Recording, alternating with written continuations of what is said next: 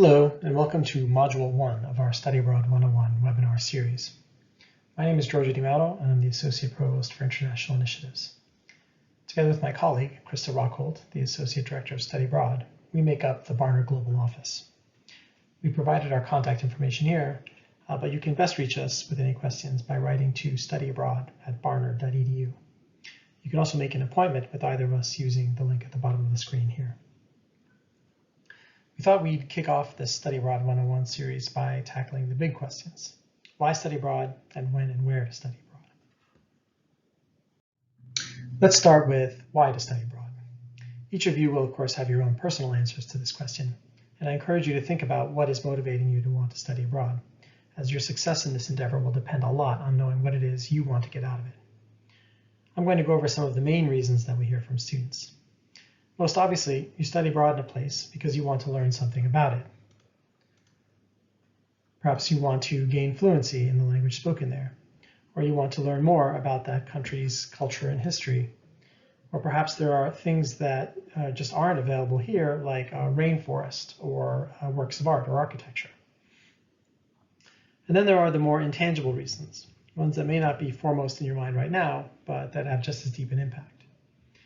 Being in a different culture and adapting to new codes and ways of seeing the world can in fact make you a better critical thinker.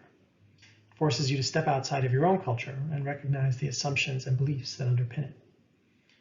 You also gain independence. Like coming to Barnard in New York City for college, studying abroad can be another big step in that journey. Studying abroad also helps you to learn how to respectfully and responsibly navigate other cultures. It can also expand your social and professional network, and in some cases, it can be a way to explore your heritage. Again, I encourage you to formulate for yourself your reasons and to think actively about what goals you would like to achieve by going abroad. It's usually the first question that Christy and I ask you when we first meet with students about studying abroad. The next big question is when to study abroad. If you were to ask most Barnard students, the answer would be in your junior year, and there are some good reasons for that. However, there are other time frames to consider as well. For instance, the summer, particularly after the first year, when there aren't as many opportunities for things like research or internships, can be a good time to go abroad. It can also be a way to test the waters for a longer stay abroad. It's important to keep in mind, however, that summer is structured differently than semester study abroad, in that there is no financial aid available during the summer, so it may not be financially feasible for everyone. We do have a few Barnard faculty-led summer study abroad programs, and there are scholarships available for those. The sophomore year is also a possibility for semester study abroad, though it's not as common. It can be a good opportunity for anyone looking to make progress in a language or gain expertise in a particular culture early on in order to be able to do more advanced research, say for a thesis. What makes it a bit trickier for study abroad is that many majors require that certain foundational courses be taken in the first and second years, and it can sometimes be difficult to find courses abroad that match those requirements. It also takes some very early planning in terms of submitting an application, since the Barnard deadline is March 15th in the spring of a student's first year. The junior year is a bit easier from both of these perspectives. It's usually fairly easy to find courses that can count as upper-level electives towards a major, and you have more time to plan and submit an application. It may also be possible to go abroad in the first semester of the senior year, though this will depend a lot on your major, since it would need to fit with any senior project or thesis. It therefore requires approval by the major department and also the senior class team.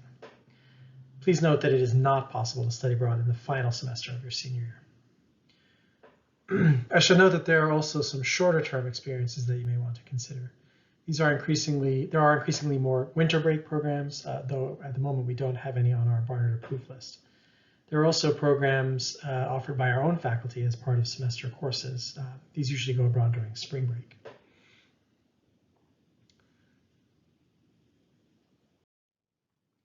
What's particularly important to note when discussing when to study abroad is the Barnard preliminary study abroad deadline, which is March 15th for both summer and for the next academic year.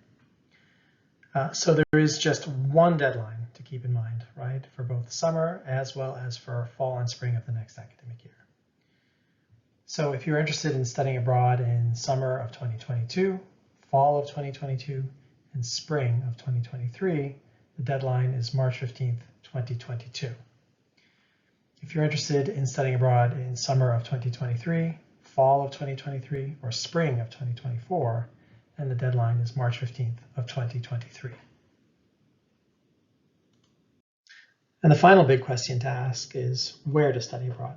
We have over 130 programs in over 40 countries available on our approved list. You can search the list in our new Barnard program portal, which we've affectionately named Passport, for Programs Abroad System Portal. The portal is where you can research programs and then ultimately submit a preliminary application to Barnard Global for your top choice program. The portal allows you to research programs based on a number of parameters, including location, major or subject area, language, term, and program model. As you review programs, you should ask yourself, what kind of study abroad experience would I like to have? Are you looking, for instance, to be in a big city, or perhaps a smaller city, or maybe even a rural environment? What kind of amenities are important to you to have access to? You should also think about the linguistic environment.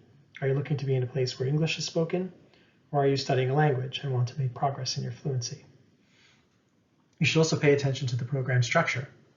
If you're comfortable with a more independent experience, then you can consider enrolling at some of our university partners directly and working with their international office. If you'd prefer a more structured and supported experience, you can opt to apply to a US study abroad program. Another possibility are experiential programs that are more focused on getting you out into the field to study a particular subject. If you're looking to take a particular course or set of courses, that is another way to narrow down your search.